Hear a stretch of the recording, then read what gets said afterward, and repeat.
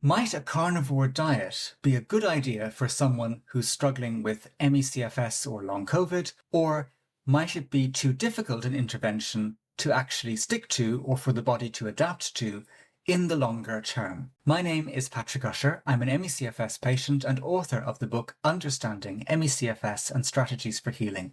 And today I am talking with Dr Courtney Craig, who has spent most of her professional, academic and personal life learning about and also dealing with ME-CFS. And today Dr Craig will be sharing her concerns about doing a carnivore diet long term if you have ME-CFS. Now, while Dr Craig thinks that a carnivore diet could be a useful therapeutic tool for a short period of time, she has various concerns about following a carnivore diet in the long term if you have ME-CFS. And she actually wrote a very thoughtful article for the Health Rising blog a few months ago in which she outlined exactly what these concerns are. Now, while I also think that for some people a carnivore diet might not work out for whatever reason, I do actually think that it can work very well in the long term for someone with ME-CFS. I myself have benefited from following a carnivore diet for significant periods of time over the course of my illness. And so on this matter, Dr. Craig and I have a somewhat different perspective. But in this video, we have a friendly debate, a friendly exchange of ideas, sharing our different perspectives. So I hope you find it an interesting discussion, food for thought, or a ribeye steak or broccoli for thought, depending on your perspective. Please leave your thoughts down below. Have you tried carnivory? Did it work out for you? Did it not work out for you? I look forward to reading your comments there. Perhaps you'd like Dr. Craig and myself to do a longer discussion just about this topic. Please let us know in the comments as well. Before we get going, I should say that Dr. Craig has very kindly offered viewers of this channel 15% off her courses on nutrition and ME-CFS. That's a pure discount code, not an affiliate link. Please check out the description box below for more information.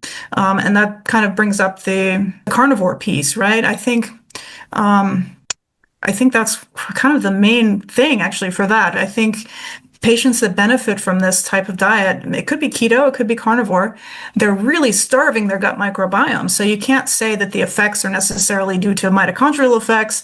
It could just be due to the gut microbiome effects. And in that case, that's a huge piece of information for a patient, because that could tell us that, oh, focusing on the gut should be like your main priority to kind of stabilize the whole system. Mm. Yeah, interesting. And when it comes to the carnivory, I've actually just recently restarted. So I'm back carnivore for the last 5 days. Okay. I'm looking forward to a nice ribeye steak later on. So we may have a different perspective here, but we can certainly have a sort of exchange of ideas on it. And one of the things that I know carnivore doctors will say is that when someone is carnivore, their microbiome will adapt to be appropriate to a carnivore situation. And if someone is being omnivorous, the microbiome will adapt to be appropriate for that. And so they might say that the microbiome isn't so much, I mean, some parts of the microbiome may be being starved because it is indeed different with the all meat context, but other parts may be being built up that would be appropriate for the meat context. So I wonder what you think of that and the idea that maybe, you know, ultimately a carnivore is developing a wolf gut, as it were, and that might in a way be kind of what it needs to be when someone's, you know, on it in the longer term. Yeah, I think that's exactly it. I say starve, it's not necessarily true, but it's just changes to the diet like that are extreme and they cause dramatic and very rapid changes to the microbiome, and not necessarily good or bad, but it causes a major shift in what's growing in there and the whole balance of the different populations. And I mean, we're talking just like, we can't even fathom the sheer quantity of microbes that are in the gut, and not just bacteria, right? The fungi, also viruses in the gut. And when we're really shaking up that system by not eating or by taking an extreme diet, like that really shifts and very quickly. And it could be actually that those kind of changes are even more rapid than, say, oh, I'm having better mitochondrial function. Like that might be something that takes weeks to occur. So I really think that the benefits we're seeing from this have to do with these shifts in the gut microbiome. And again, they're not necessarily good or bad, but they're happening. And I think that gives us such good information about one of the main drivers of these conditions, and that's just the gut dysbiosis. And I think this happens in patients that don't necessarily have overt digestive symptoms either. I think the literature supports that. I mean, we've had lots of studies now looking at the gut microbiome in long COVID and ME-CFS, and they all show just a lack of diversity and also a lack of beneficial species. So it's definitely something that I focus on a lot in my work when I'm working with patients, because the best way to address it is through dietary changes and interventions. But I think that's just a huge piece of the puzzle that I think every patient needs to address and think about. It's such a good point, because you can easily forget about the gut situation when you're looking at all the stuff going on in the microcirculation and blood volume and autoantibodies and everything, all the stuff that more obviously ties in with why someone might go for a walk and then get PEM. But the way in which the gut and all of its myriad of different effects on the body, all these millions of different microbes, is such an important piece. I know that when I've been carnivore, like on and off for the time I've been sick, I'd say 40% of the time I've been carnivore. And I've never been 100%. I've been 100% for a few weeks, and then I'm like, I want some dark chocolate. So I'll be like carnivore plus 3 or 4 squares of dark chocolate, because I'm not going to get out of bed in the morning unless I'm going to have it. Yeah. But during the times I've been carnivore, I would say it's mainly helped with the brain fog and stamina and the point at which I get triggered into PEM and how long the PEM would last. So it tends to improve those kinds of areas. And then outside of ME-CFS, it would improve body composition and skin. Those are the things I've noticed. And it actually, it has helped me with digestion as well. There was a time when I was a lot of bloating and pain, and I went carnivore, and that went away. But I also know some people do it and they don't do well with it. And maybe it works initially and then it doesn't work, or just it's too hard on their body and they never quite adapt to it, or it just doesn't work. So you wrote a very interesting article about your concerns in relation to the carnivore diet for an ME-CFS patient. Like, tell us what would be like one of your main things that you'd be worried about for someone doing it. Yeah, again, it's sustainability. I think it has usefulness, and I think, but again, for the short term, because anytime you're on a long term for this, it's not sustainable for the reasons we mentioned before. Like psychologically, it's too challenging. It can lead to maybe disordered eating, and take the fun out of life. Sometimes too, you want to eat your dark chocolate, and again, it can pose nutrient deficiencies like any restrictive diet can. So, but again, if you try it and it helps you, that gives you really valuable information. And I think, it means you have species in the gut who are fermenting, creating excess gases that are maybe contributing to brain fog, contributing to post-exertional malaise, interrupting sleep. There's a huge link between particularly butyrate production and sleep onset, and butyrate is low in patients in microbiome studies that we have. So I think it's worth trialing, but I don't think it's sustainable, and I don't think people should think that, oh, this is what I'm going to have to do for the rest of my life. I think it can give you a lot of information and guide your treatment approach moving forward. But on the long term, I think, it proposes some real dangers, elevated cholesterol and potentially inflammatory species in the gut. P-cresol is the metabolite that's most problematic on an all-meat diet. It's been linked to colon cancers and other inflammatory bowel conditions. So, nothing is without risk, but I think it can definitely be used therapeutically. And a lot of patients do, have therapeutic benefit. But with that information, then you can say, okay, well, how can I make this sustainable for me? And that's when you need to start to reintroduce foods that you can tolerate and see how it works for you, particularly foods that are rich in polyphenols and like dark chocolate, to help build the beneficial species of the gut. So we need prebiotic fibers, we need, colorful things that are rich in polyphenols and flavonoids to do that. Instead of refeeding with, bad food, you have to be very carefully selecting what you bring back in. And again, that can provide information. So it's kind of a trial and error, very specific elimination type diet that it can be very insightful. But yeah, interesting. I mean, it's funny because when I go carnivore again and I'm looking at what I'm going to be eating, which is usually ground beef, which is maybe 20-30% fat, something changes in how my brain is working. I want it desperately. Like there's something about the fat in it that I'm just craving. Um, and it's interesting. I think that when I do listen to the carnivores who do manage to stick with it for decades, they do love their food and they always are excited about it. So I think it is possible, but it does require, it's a big change. It's a big change, and Yeah. it's not going to be for everyone. I think what I'd say is, I think you're right that for some people it may not be sustainable, but there do exist other people who actually love it, and they do stick with it long term, and they seem to do well. So it seems to be a mixture.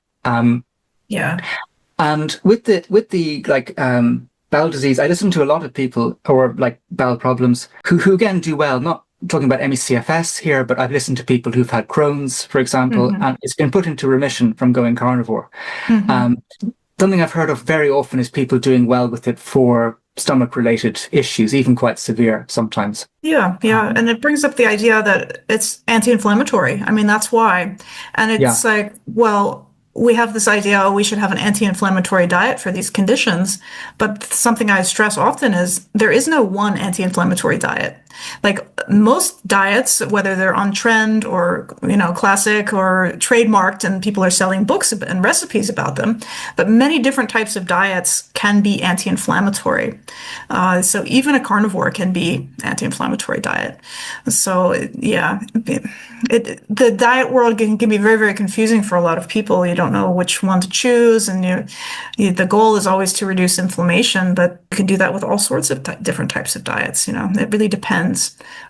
So I don't know. That's why And I'm here to what help patients form dietary strategies. So Yes, yes. And tricky. have you yourself tried it, or would you ever consider trying the carnivory? I have never tried a carnivore diet. No, I have done keto diets in the past, but I found it really challenging, and I really love food a lot. So I just don't think it would fit with my lifestyle and my life very much. I'm actually the past few months I've had a lot of digestive symptoms that I'm having a little bit more trouble controlling than usual. It's tempting, but I'm doing other things instead, and I'm trying to manage it with antifungals and different symbiotics and things like that instead, which usually works, and fasting. But it's tempting sometimes because the digestive symptoms are something I still kind of struggle to really get a good hold of. All my other symptoms I feel like I can control pretty well with the tools in my tool chest, but the digestive symptoms continue to kind of elude me as I get older, and they become a little more challenging to maintain. Yeah, So yeah, maybe in I the know. future, Yeah, I won't write it off completely. Maybe in the future I could try it for a month or yeah. so. Maybe I give it a go and see does it help with the digestive stuff? Because I mean, it's kind of weird, Courtney. When all the years of my life I'd never been carnivore, and then I went carnivore, and you actually feel like you've eaten nothing. It's a very strange thing. Like your stomach remains completely soft after you've eaten. There's no gas, there's no bloating, there's nothing. It just stays quiet. And it's a really weird one because you'd think looking at, a large piece of meat that it would be heavy in your stomach, but it actually doesn't feel that way at all. It's just like soft. So it might be something. And what about fiber? I mean, carnivore doctors are like, they're like, what's this fiber craze? They're not taking any of it. They're like, why eat fiber? It's just this stuff that the body has to eliminate. Give me the good stuff. I want the ribeye. Yeah. Like, what do you think about yeah, the fiber aspect in relation to carnivore, and then carnivore and ME-CFS? Yeah, I think it's essential. I think it's a deal breaker. You got to have it because that's what feeds our gut microbiome primarily. Mhm. Sure, it can feed off of other materials as well, proteins and fats, but proteins and fats create different metabolites, whereas fiber creates metabolites that are anti-inflammatory, beneficial. It creates butyrate, which has such body-wide effects. And there's loads of studies showing that higher fiber diets are associated with better health outcomes. Like, we have a lot more science behind that than we do with the carnivore diet. But yeah, and again, Well, to it be depends fair, on. we don't actually have any science on the carnivore diet. I mean, Yeah, that's yeah, that's true. that I think is one of the biggest issues. It's all anecdote. So Yeah. it's hard to actually necessarily draw conclusions. Yeah, yeah. And I mean, nutrition nutrition research is hard to perform. It's very expensive, but I think we will have a carnivore study at some point. I'm sure someone is doing it as we speak Well, because there it's was so the Harvard popular. one. There was a Harvard one, which was, Okay. but it was more like, it wasn't like looking at what happens in the microbiome. It was more just asking people how they did with it. Okay. All right. Yeah. Yeah. Yeah. I don't know. I mean, I would love to see the research. I think it would be interesting to look at to see what happens. But fiber, I think, is just absolutely essential. And then you have to look at, there's different types of fiber. And I think that's what's so crucial to understand. We have soluble fiber and insoluble fiber. So fiber that's completely broken down in digestion and fiber that's not completely broken down in digestion. And the insoluble is really what feeds the microbiome. And these tend to be the foods that are high in FODMAPs and that tend to cause all of those symptoms that most patients have. I'm very sensitive to FODMAPs, maybe not all of them, but some of them. So you can still have fiber in your diet, but and still maybe have less digestive symptoms, but you need to choose the right kind of fiber, right? So maybe more soluble fiber versus insoluble fiber. Or of the insoluble fiber, you also have resistant starches, which are really, really important. And I always advocate for all of my clients to increase resistant starch in the diet because that's the one that's specific for creating butyrate. So it feeds the microbes in the gut that produce butyrate specifically, which is low in these conditions. So resistant starches are things like green bananas, white rice, and potatoes that have been cooked and cooled down, but also things like oats and stuff like that. So, it's, I need fiber, but you need to be specific. What kind of fiber? Because patients are very, very sensitive to fibers, particularly the FODMAPs and some of the insolubles. That's where that elimination diet comes in. You can introduce fibers one at a time to see what you can tolerate, because it's going to be different for everybody. Everybody has different tolerance to different types of fibrous foods, but finding the ones that work for you, I think, are important for long-term gut health. Yes, I think like you're touching on a really important point, which is the carnivore diet can be really helpful for an elimination purpose, so that you can actually remove all the plants, all the plant toxins, the fibers, and then you can restart bit by bit and see what is actually the problem for you. So that can be a really helpful therapeutic tool. And then also, I think, the insoluble fibers are going to cause more problem for people. And, that makes a lot of sense.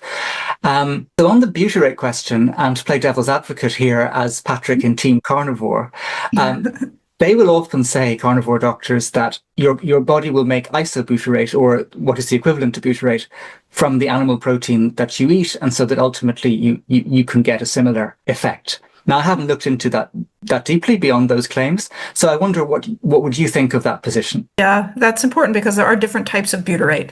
I think there's three or four types of butyrate. Isobutyrate is one, and then there's also tributylin, which is what's found in butter and ghee. So tributylin is actually absorbed in the small intestines, though, so it actually never gets to the gut microbiome in the colon, large intestines. It's automatically absorbed an upper gut. So that one really doesn't count for much. It still has anti-inflammatory effects, but it's not going to have gut effects. Isobutyrate and microbially derived butyrate, which comes from fiber, are in the right place to have anti-inflammatory effects, but isobutyrate is less studied for those systemic effects, and it's associated with, again, p-cresol production, which is potentially a problematic metabolite. But most of the research we have on butyrate is from microbially derived butyrate. So I think that is the butyrate that can actually travel to the brain and have effects in the brain, particularly sleep onset. It's been linked to.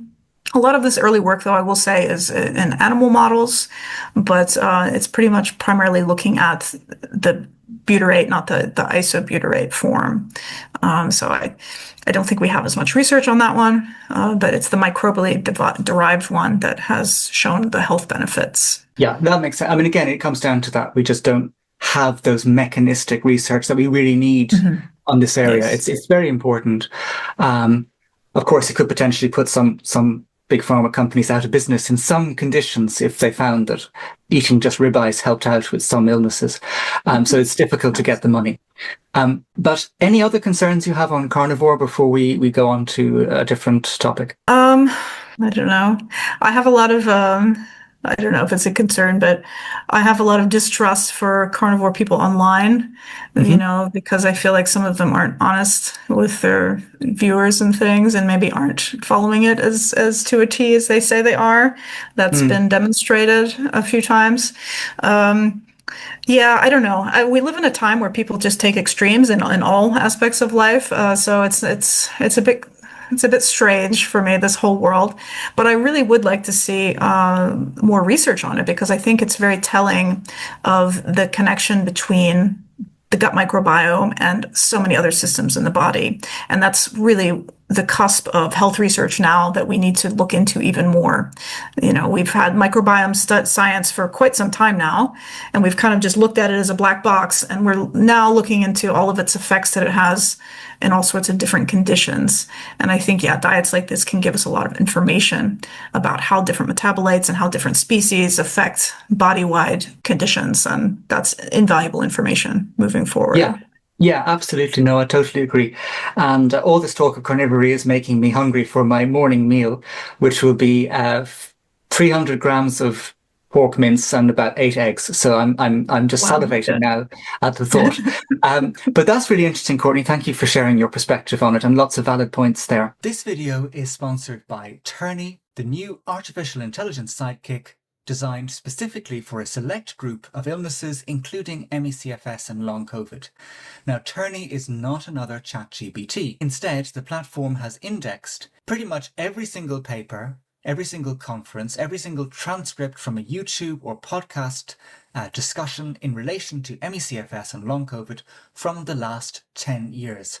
So when you ask Turney a question, you really get a very detailed answer from a wide variety of sources, which allows you to make the best possible decision for your own health. It is just $2 a week, but you can get a further 10% off using the code Patrick10.